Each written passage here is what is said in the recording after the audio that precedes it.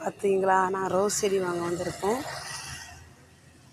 எங்களுக்கு நிறைய கலர் கலராக இருக்கு பாருங்க. ஆனால் ஒரு செடி 150 ரூபா 250 ரூபான்னு சொல்கிறாங்க, விலை அதிகம்தான். அடுக்கு பார்த்தீங்களா, ஃபுல்லாகவே வெள்ளை கலர். வெயிலுக்கு ஆனால் அந்த செடி வராது, மழை நேரத்தில் தான் அந்த செடியெலாம் வரும்.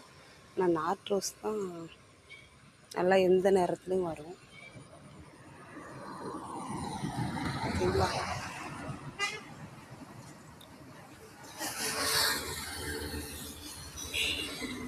வேண்டாம், சூப்பர் சூப்பர் கலராக இருக்குது.